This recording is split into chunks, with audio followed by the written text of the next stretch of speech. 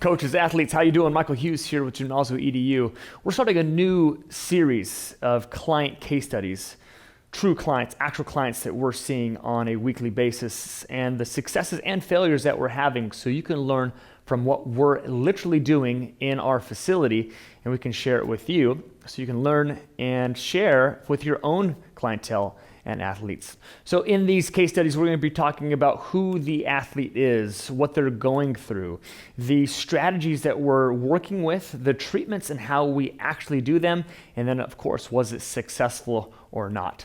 So excited to have you in, and like, subscribe, hit the notification bell for these particular case studies, which are going to be gold, as you can literally see what we're doing.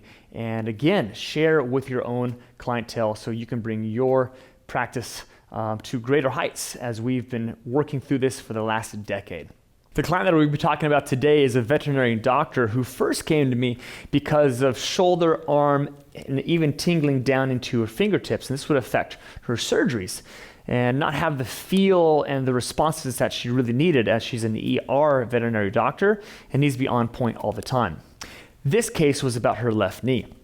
And this is a kind of a duality case because she has two loves, animals and boxing. And she actually sees a boxing specialist.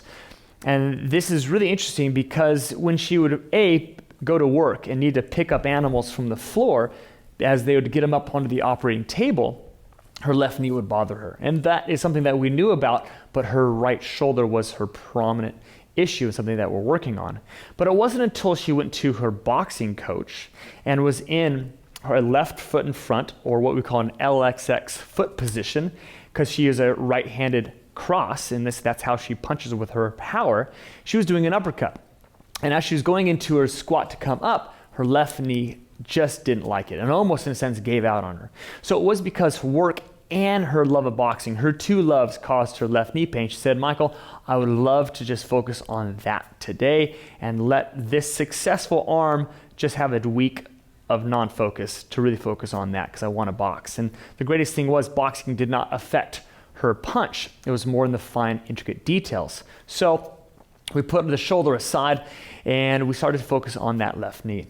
So what I want to show you is what were my strategies, what were my assessments, and was it successful or not? And what I did is I wanted to assess, well, when did the knee hurt? When, at what motion, right? Physics, biomechanics, how does the body movement affect the left knee? So this is what I did. I said, let's just go ahead and squat for me, because squatting hurts. So as she went to a squat, I said, well, let's assess movement, because we know the verticality hurts. Well, what about the subtle movements in that verticality? So as we went into a loaded squat, I said, shift your weight forward and back for me. Shift your weight side to side for me, and rotate through that knee. And I said, does any one of those three movement patterns cause more or less pain? And she looked at me and says, all of them hurt. I said, equally? She says, relatively speaking, equally. It all hurts. I said, okay, that really didn't give me the information that I wanted. And here's what I want to share with you. This is a profound thought, and I have a little tool to help us think about how the body and biomechanics works. And this is called a tensegrity model. And this tensegrity model shows a very different rubber bands all attached to wood dowels. And you can see how none of these wood dowels are actually touching each other. Right, that's just the same way that the bones in our body, there's not a single bone in a healthy moving body, in a sense, that's touching another bone. That hurts a lot. They're floating in between, and there's cartilage and other types of connective tissue that's keeping them pulled apart. Well, the rubber bands show this in this tensegrity model. And each one of these rubber bands is pulling these dowels to be in a nice alignment, very symmetrical in essentially appearance. What happens when a few of these rubber bands start to over tighten and start to bring? Well, you can see how, again, my hand will be kind of the stable position, is it starts to move all of the bones, even if I only pull on one rubber band. I'm going to shorten one rubber band. You see how the entire model starts to shift ever so slightly. Ever so slightly. Well, if I grab a few of these and start to shorten a few of these, you can see actually the bones or the wood dowels moving from their position. Well, that is exactly what happens when we have overly tight fascial connective muscle tissue. And what was happening in her squats, which is a very functional, needed position, is that her essentially femur and tibia and fibula were getting out of alignment, simply put. And the knee joint was having to compensate through its own connective tissue. Doesn't matter whether it be the patella or the medial lateral ligament. At this point, it doesn't matter. The knee joint itself didn't like it, but it was taking the brunt of the movement. So I have to assess, do I look at the lower leg and the ankle to this issue, or do we look at the upper leg and the hip as this issue? Because here's the point I want you to take away, regardless of whether this was successful or not, is that a bad ankle and a bad hip produce knee pain. And it's usually in combination, but it can certainly be one or the other. And it's very important. The knee itself doesn't cause its own pain. It is an effect of other joints around it. That is the case in a movement case, right? This is a movement problem. If it's an impact problem, like someone literally hit my knee, well then of course, that's a different story. The knee needs to be taken care of. But in this case, it was a movement problem. So our strategy is to look at the ankle, foot, or hip to be the knee's essential cause to this effect. So this is what I did. I said, let me start with the lower leg first. And my thought process was, let me look at the soleus particularly, or the calf region. And why did I go there? Well, because when we squat, the soleus particularly, but the calf region in general, becomes under greater tension. Think about that tensegrity model, right? The rubber bands get taut, very much taut and tight.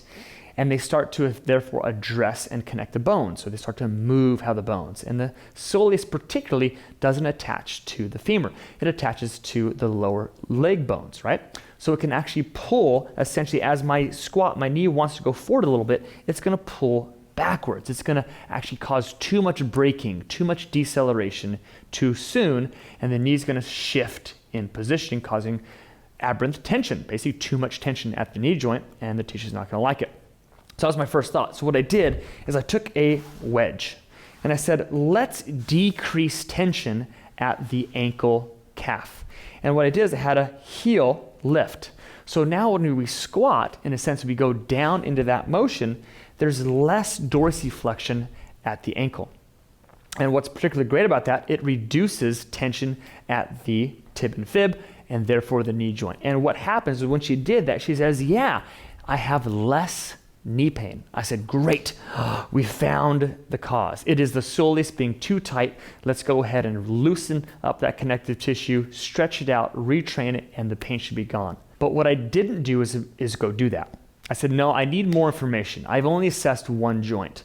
Let me assess the next joint, the hip. So I said, you know what, let's take away that and let's just try it again.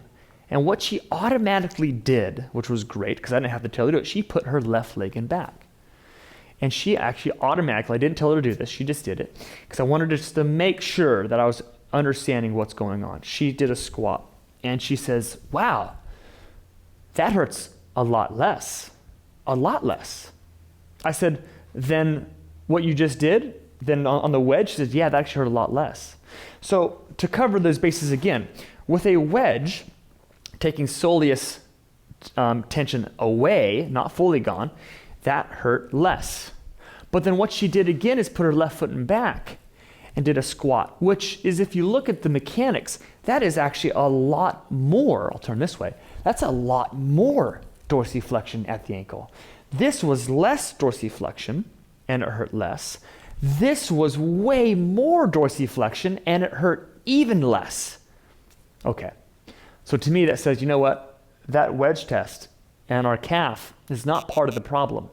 We just made it a little bit better. Because there would be no way that physics or biomechanics would create less knee pain when I have even more dorsiflexion because my foot is behind me than that wedge removed. So I had to look at something different.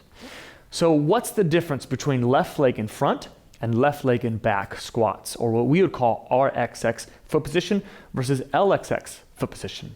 Because one produces less dorsiflexion, one produces more dorsiflexion on the left ankle. So what happened is that when she went into an RXX, or right foot in front foot stance, or split stance, what was the biggest reliever of tension, thinking about that tensegrity model?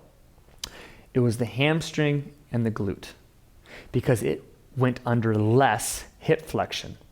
So if you think about my stance right here, if I think about my right foot in front and I go into a squat, what set of hamstrings has more tension on it? My right or my left side? And it's my right side because this hip joint is under more flexion, positioning, and movement than my left side is.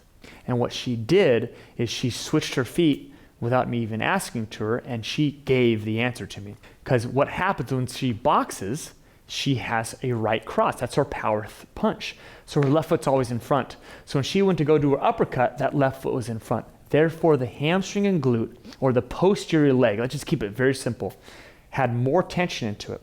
And I bet when she goes to pick up animals, because that's essentially her dominant position, because she loves boxing and does this position so much, I bet she has a left leg lead and therefore does essentially that same foot position when she picks up her animals. So I put that to the test. So what do we do? I said, well, let's go after the posterior leg, the hamstring and the glute, and let's loosen up the fascial connective tissue. Let's lengthen it in all three planes of motion, and then let's retest it and train it with the exact same test, which is essentially a left leg in front squat. So what we did is, being a massage practitioner myself, I was able to get into the soft tissue, put her on a table prone. I actually took her out of function to hyper-focus on the connective tissue and lengthen it out through various different modalities of my hands and other tools. But if you don't have that ability, you can essentially have her foam roll, or your client, foam roll the hamstring and the glute. And there's very many ways to do that are very successful. After the tissue was able to loosen up, we took her and we put her into a hamstring focused stretch. And we use the true stretch here to go ahead and do that. But in any way that you can, you want to lengthen that hamstring and that glute.